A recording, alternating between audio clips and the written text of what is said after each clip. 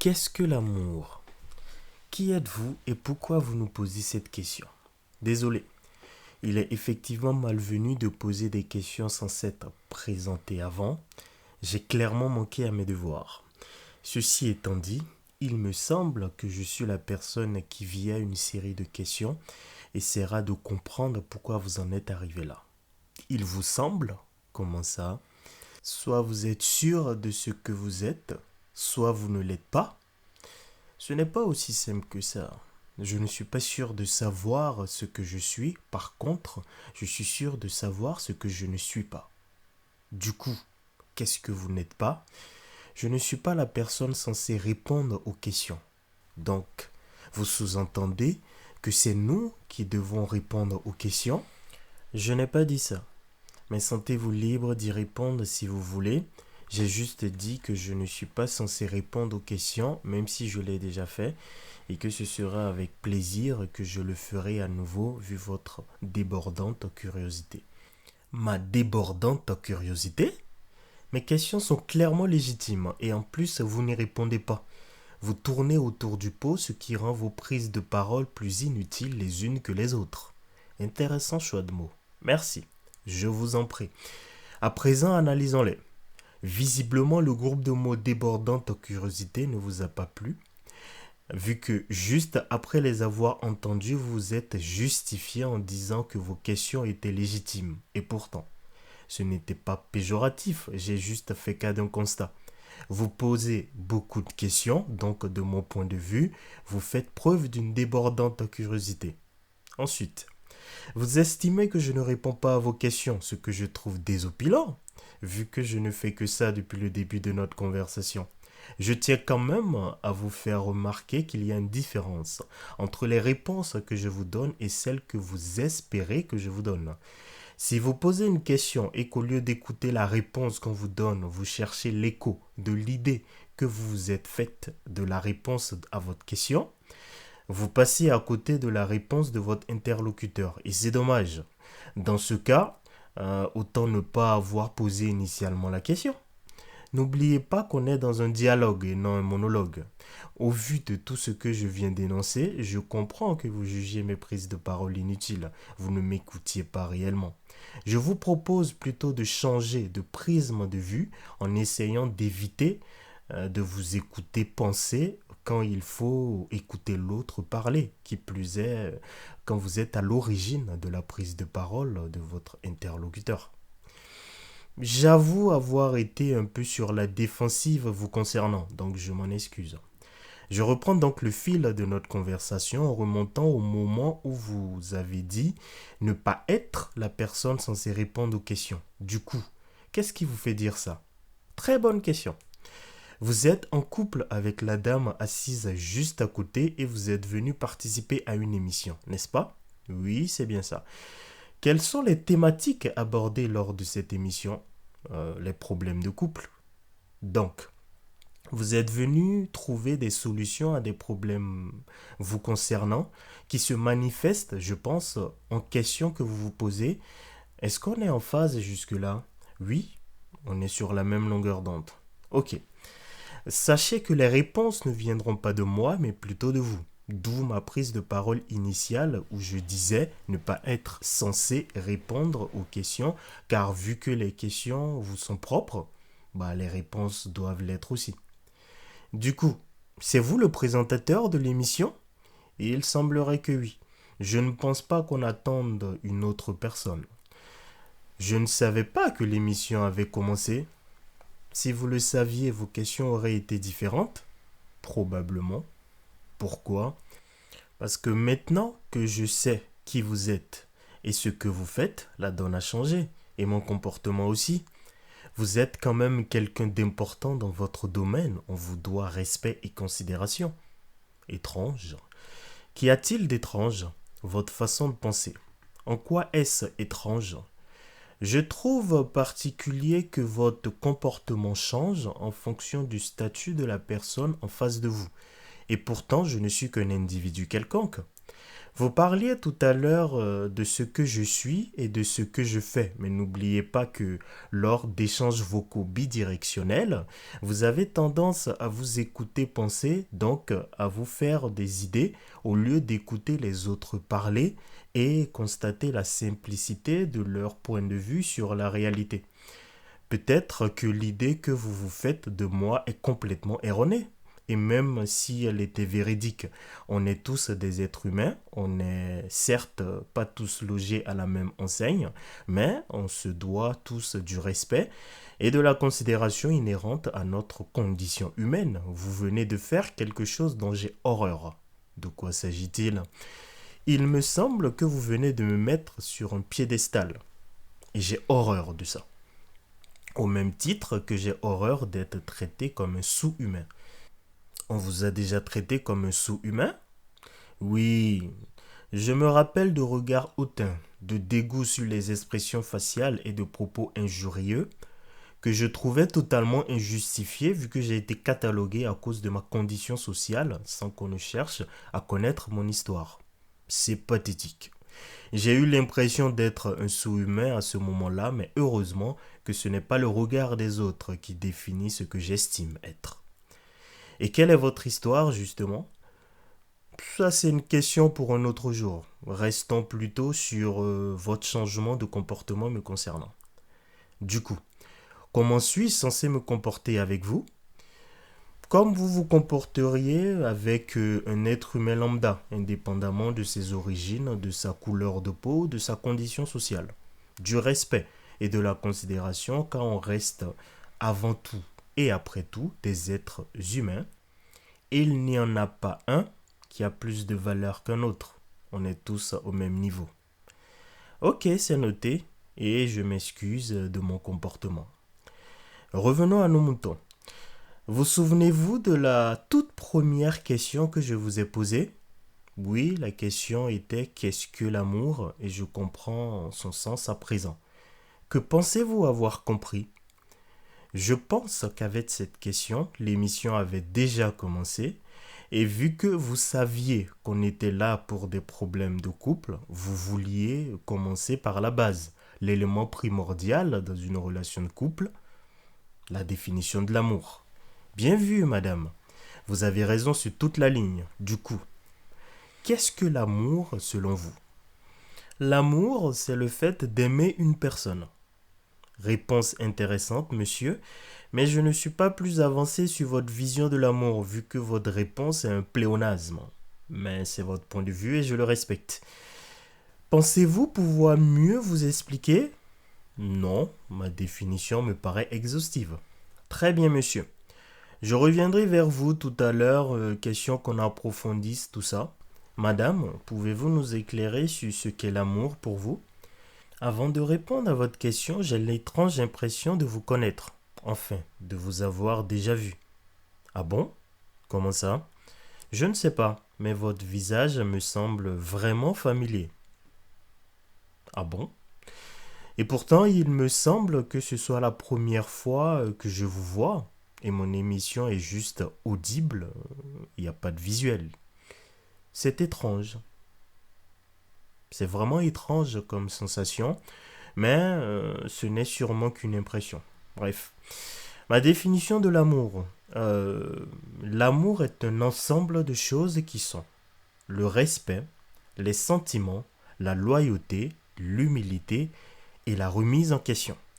De façon plus globale, c'est-à-dire tout contexte confondu, c'est l'expression profonde de notre humanité. Alors, dans cette définition, on a beaucoup de mots qui sont simples et facilement compréhensibles dans l'absolu, mais il nous faut néanmoins creuser davantage. Du coup, madame, les choses, comme vous dites, qui définissent l'amour et que vous venez de citer, est-ce qu'elles peuvent être inversées ou la chronologie est imposée? Non, elles ne peuvent pas être inversées et pour information, la chronologie n'est pas imposée. Elle suit une logique. Une chose en entraîne une autre et les différents éléments ne peuvent se dissocier. Aimer, c'est un tout. C'est respecter l'autre pour l'humain qu'il est. C'est avoir des sentiments pour cette personne. C'est lui être loyal envers et contre tout. du fait des sentiments éprouvés, c'est faire preuve d'humilité et se remettre en question, notamment pour constater ses erreurs et les corriger, parce qu'on ne veut pas blesser l'autre, car in fine, ça équivaut à se blesser soi-même. Bien, monsieur, avez-vous quelque chose à dire sur cette définition? Je pense que c'est une définition de bonne femme. Que voulez-vous dire par définition de bonne femme? C'est une vision de l'amour que l'on retrouve dans les films ou les livres de romance. La réalité est moins reluisante que ça. Je trouve passionnant de discuter avec vous car vous avez tous les deux un choix de mots que je trouve très intéressant. Revenons à vous, monsieur.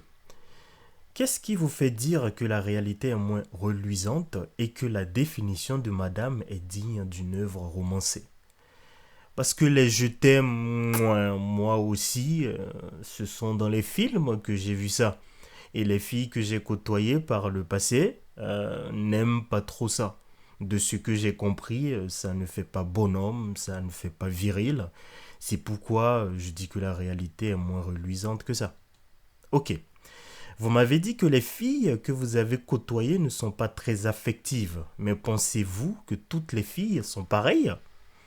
Je n'en sais rien, je ne me suis jamais posé la question. J'ai connu que des filles comme ça, donc j'ai généralisé par défaut. Ne pensez-vous pas que ce soit injuste pour madame votre généralisation? Injuste? Dans quel sens? Je vais vous expliquer avec des faits. Madame, êtes-vous affective? Oui, je le suis totalement. Je ne lui demande pas de me dire qu'il m'aime s'il ne le pense pas ou de me couvrir de bisous.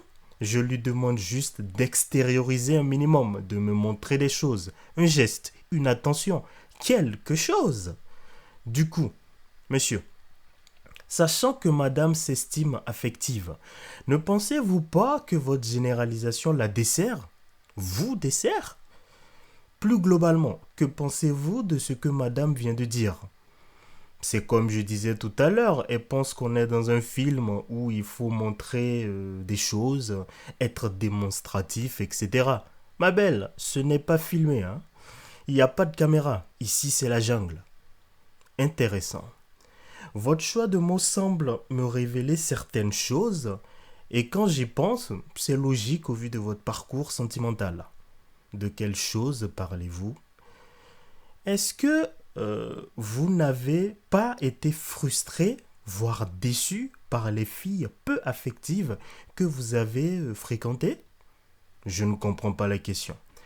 Vous me disiez tout à l'heure que la réalité est moins reluisante, car ce n'est pas comme dans les œuvres de romance. Cela veut peut-être dire qu'à la base, vous pensiez que la réalité était comme dans ces œuvres de romance, ce qui vous a poussé à exprimer vos sentiments, et vu qu'en face, on ne vous prenait pas au sérieux ou que c'était mal vu, ça vous a blessé, voire déçu, et vu que ça s'est répété sur plusieurs relations, vous vous êtes fermé peu à peu à une éventualité d'expression affective. Que pensez-vous de ma théorie, monsieur? J'ai pas envie d'en parler. Pas de souci. Je respecte votre choix, mais j'ai une autre question. Je vous écoute. Pensez-vous aimer, madame? Mais c'est quoi cette question à la con, là? Je la trouve pourtant légitime. Je pense que c'est parce que vous n'avez pas répondu à cette question et que vous n'avez pas la même définition du mot aimer qu'on est là. Monsieur, vous disiez que l'amour, c'est le fait d'aimer une personne. Donc, en considérant votre définition, pensez-vous aimer madame? Mais bien sûr que oui. C'est faux, tu ne m'aimes pas, tu as des sentiments pour moi. Oula, ça vient du cœur ça. Très bien. Donc, madame, si je prends en compte votre définition, vous estimez que monsieur ne vous respecte pas, ne vous est pas loyal, n'est pas humble et ne se remet pas en question. C'est exactement ça. Enfin, il me respecte, mais pas totalement.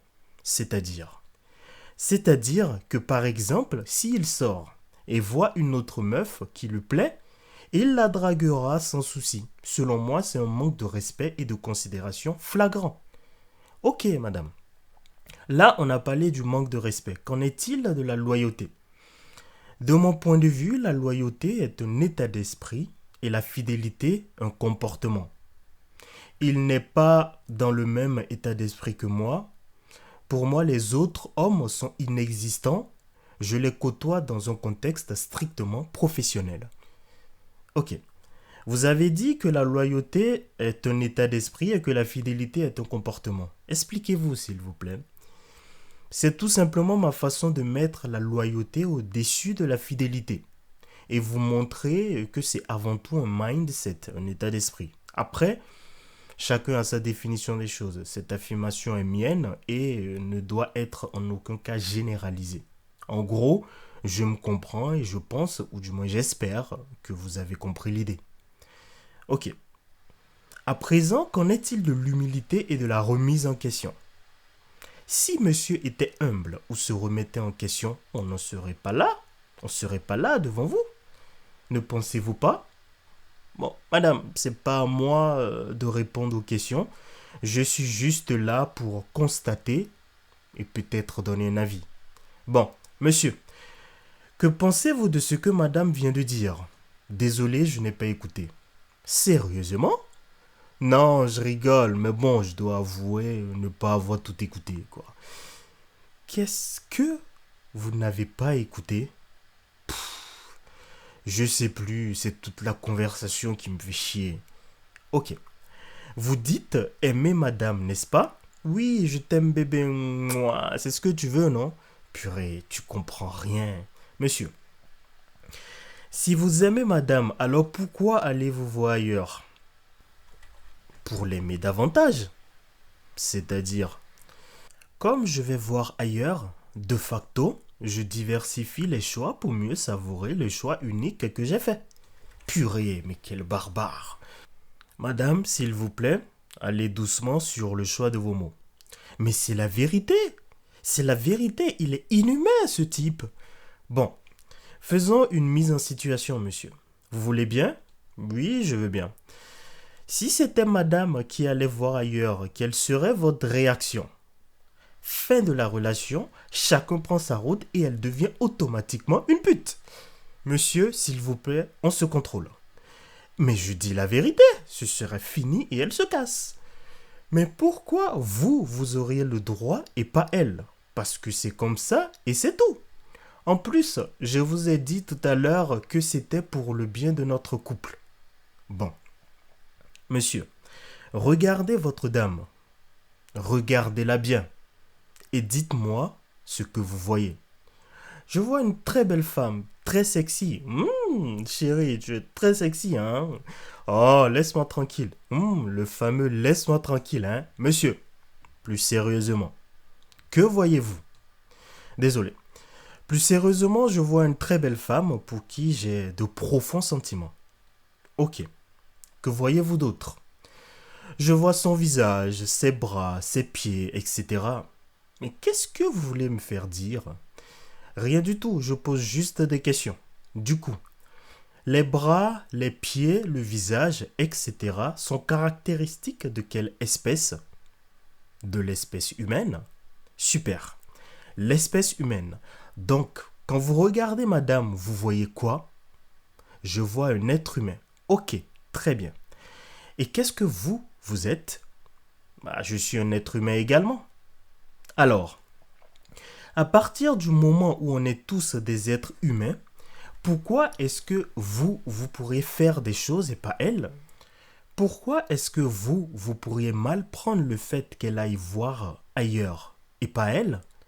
Pourquoi est-ce que vous pourriez être touché, voire trahi par un comportement que vous jugez déplacé et pas elle?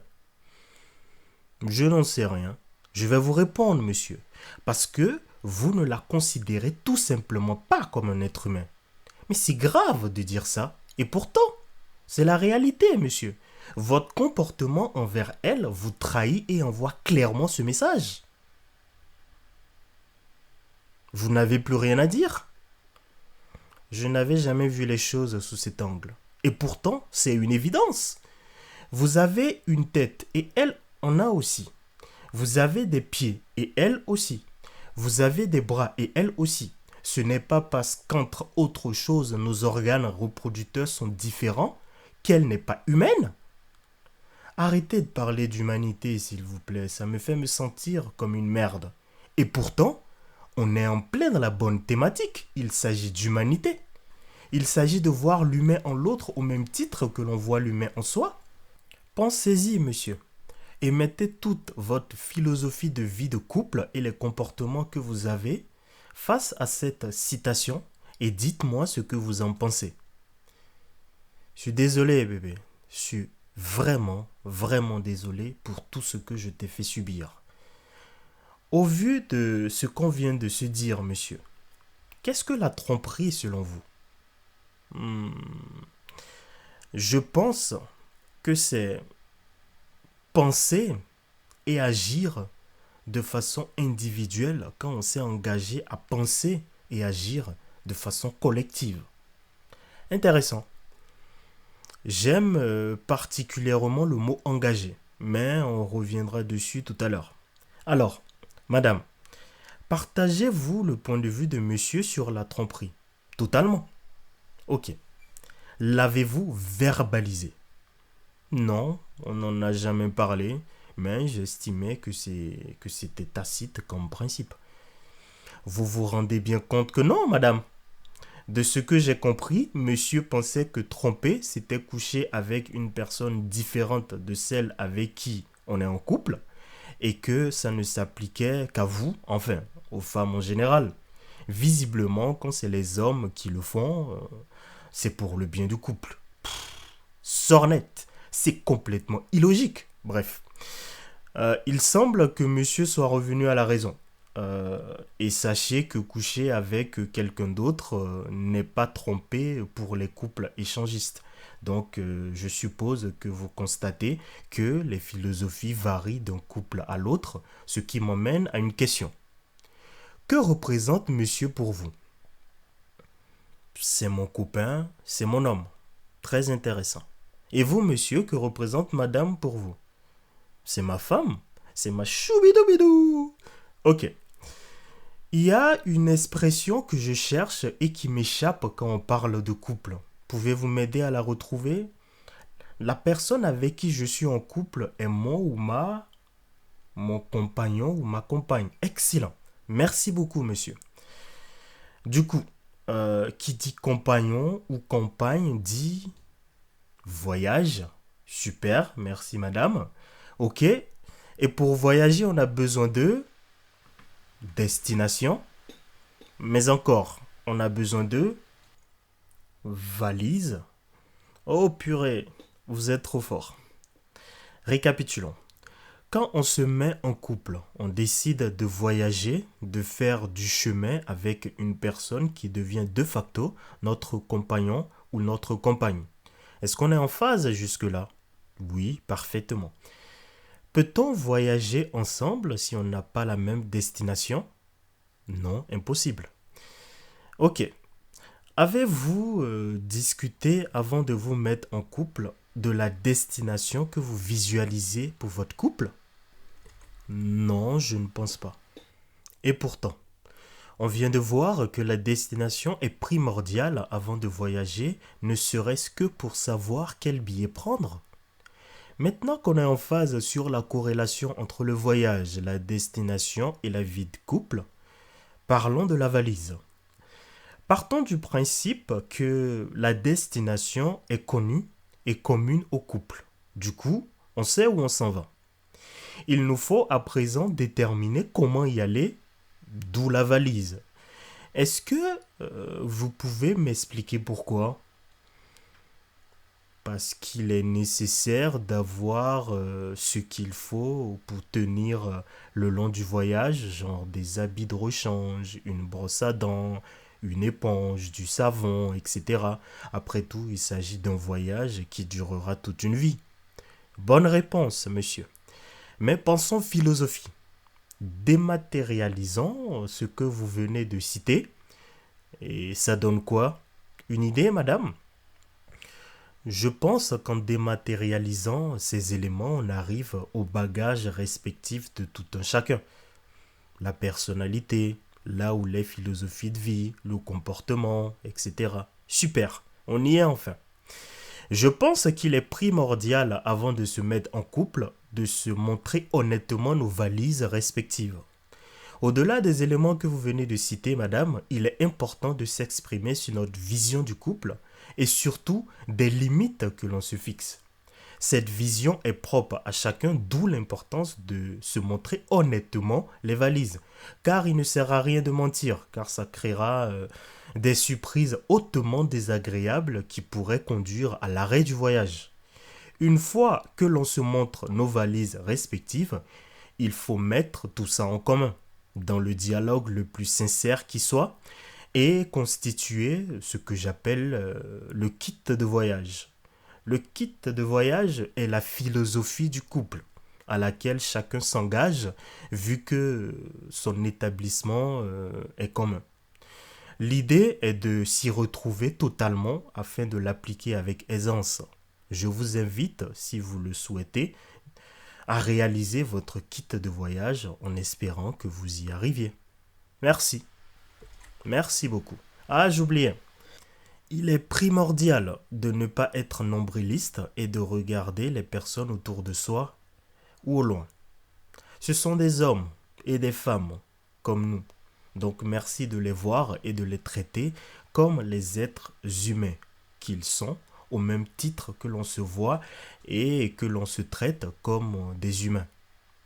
Aussi, la nature, la vie, Dieu, l'univers, le néant, le rien, peu importe le champ lexical résultant de vos croyances, moi je l'appelle Dieu, donc Dieu, a fait don à l'humanité d'un cadeau fabuleux qui est le verbe. Alors, verbalisons. Verbalisons avec franchise, ça fait gagner du temps à tout le monde. Bon, c'est tout pour moi, j'espère vous avoir aidé. Oui, vous nous avez beaucoup aidé, merci. Bon, on y va? Oui, je te suis. La conversation était très enrichissante. Oui, effectivement.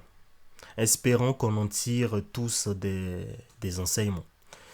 En tout cas, moi, j'ai tout compris et il faut qu'on fasse notre kit de voyage car je n'ai pas envie de te perdre et je m'excuse encore pour tout le mal que je t'ai fait. On est presque arrivé à la maison. On va se poser pour en parler plus en profondeur. Mais sache que le pardon se mérite. Je sais, et je ferai le nécessaire. Je voyais les choses sous le mauvais angle de vue, ce qui a entraîné un comportement clairement inapproprié. Regarde! Quoi? Est-ce qu'on ne dirait pas le présentateur de tout à l'heure? Oui, c'est bien lui. C'est le SDF qui vit pas loin de chez nous. C'est pourquoi son visage m'était familier. Du coup, je ne comprends pas. Son émission a du succès, comment se fait-il qu'il est SDF? Attends, on lui pose la question. Bonjour monsieur, comment allez-vous? Je fais aller, je n'ai rien mangé depuis le matin et je crève la dalle. Attends, on va lui chercher un truc à manger. Tenez monsieur, un petit repas chaud. Ah, merci beaucoup, que Dieu vous bénisse. Amen. Vous êtes le présentateur de l'émission à succès qui traite des problèmes de couple, n'est-ce pas? Non, vous devez me confondre avec quelqu'un d'autre. Ah bon? Et pourtant la ressemblance est frappante? Non, je ne suis pas présentateur de quelque émission que ce soit. Il est très bon votre repas. Ok, pas de souci. Si je peux me permettre, pourquoi m'avez-vous offert ce repas? Parce qu'on a appris plusieurs leçons aujourd'hui du présentateur auquel vous ressemblez tant, et l'une de ces leçons est de voir l'humain en l'autre au même titre que l'on voit l'humain en soi. On a l'habitude de passer chaque matin devant vous sans vous lancer un regard, une considération ou même une prière. Mais aujourd'hui, on vous a vu tel que vous êtes, un être humain comme nous, et vu qu'on a la possibilité à notre échelle de vous aider, on a décidé de le faire. Je vous remercie énormément et je remercie également ce présentateur, même si je ne le connais pas. Mais vous vous ressemblez vraiment comme deux gouttes d'eau, hein. C'est hallucinant. Ouais, comme vous dites, c'est hallucinant. Bon, on va vous laisser. Il faut que madame et moi, on ait une discussion sérieuse. Du courage pour la suite. Merci, à vous aussi. Bonne discussion à vous et encore merci pour tout. Apparemment, ils ont retenu la leçon, c'est bien. Ce costume de SDF me va trop bien. Après tout, j'en étais réellement un il n'y a pas si longtemps. Bon, maintenant, il faut que j'aille faire d'autres émissions et aider comme il se doit les vrais SDF.